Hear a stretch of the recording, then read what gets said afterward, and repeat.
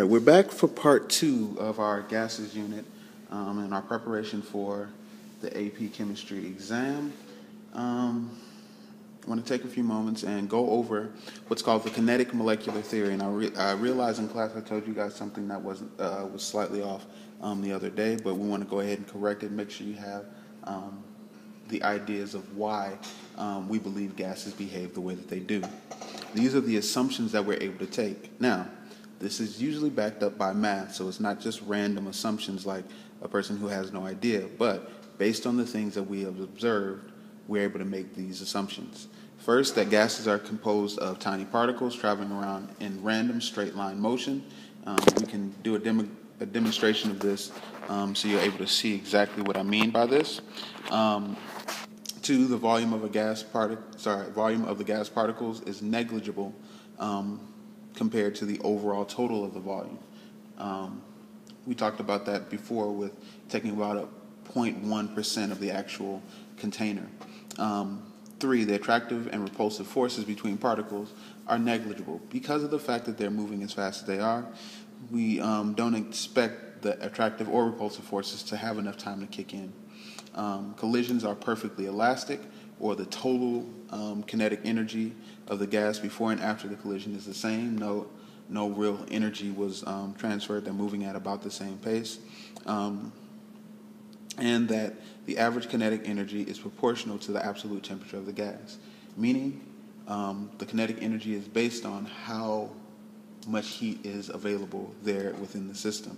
So if I make the temperature to go up, then the energy of the gas should also go up. If I bring it down, the energy of the gas will also decrease. This is given to us to show a little bit of an explanation of what happens at each temperature in terms of our molecules, what happens with the speed, using just a regular plot. And we notice that as we raise the temperature, the average speed and the molecules that reach that speed increase, or the fraction of the molecules increase.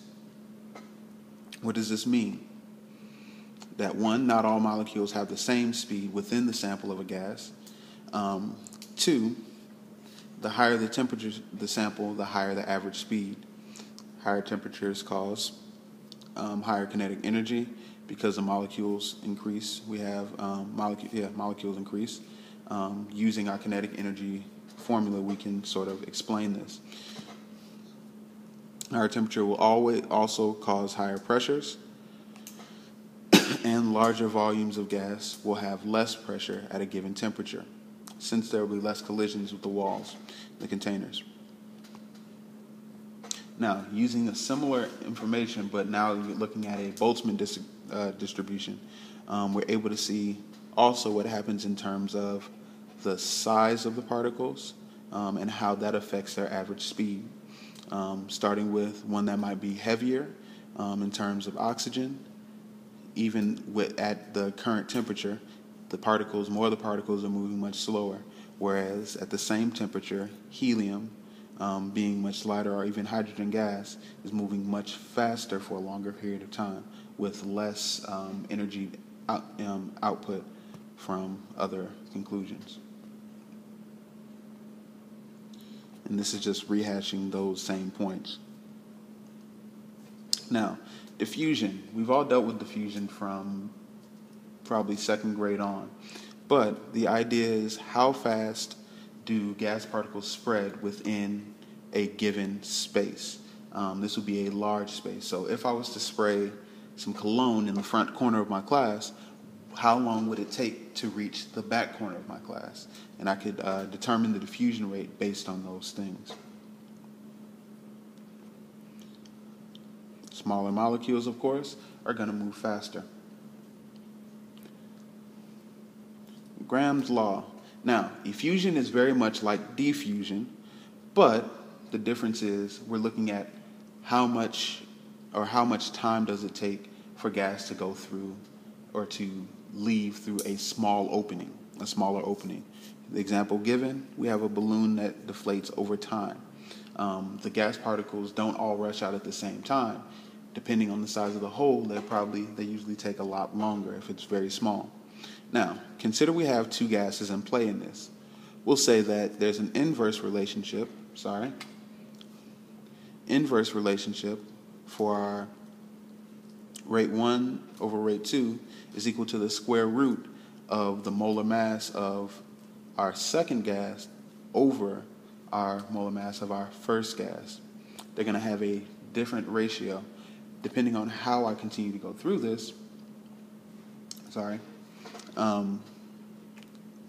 we're able to see, let me just use this example to make it a little bit clearer. We have helium gas, which has a very, very small molar mass compared to nitrogen. If we were to place these molar masses in this ratio, we will be able to see that the square root of 28 divided by the square root of 4, we get a value of 2.6 times faster in terms of effusion.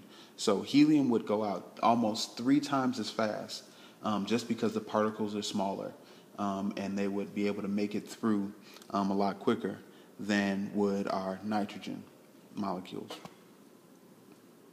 Now, real and ideal gases. For the ideal gas equation, or the ideal gas law, we look at the ratio between pressure and volume divided by our R value, our universal gas constant, times the temperature. And we say that from this we can determine how many moles of gas are present. Now, for a real gas, when we make even small changes, it makes a huge difference in the number of moles that could be there. Because smaller distance between gas molecules, more likely attractive forces will actually be able to develop. So when I change the volume, there's a better chance that I'm going to have those attractive forces to take place. The real gas, or what we call as a real gas, it does not resemble as much what we would want to happen, or an ideal situation.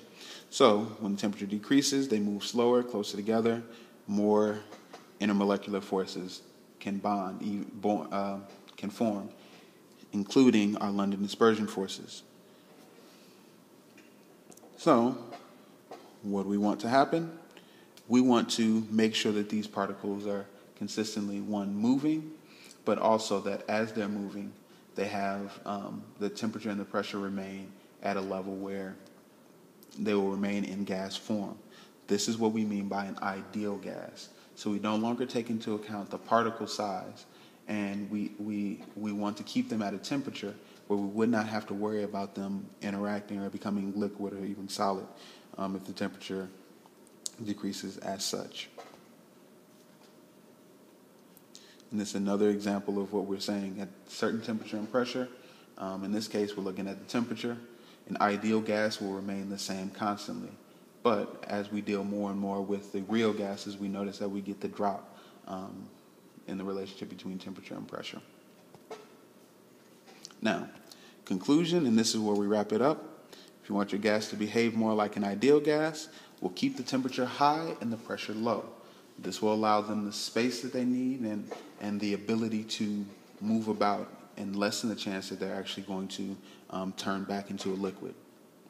This is going to be it, and I will see you all in class. Don't worry, there are many examples to come, and I look forward to seeing you in class. Have a great afternoon.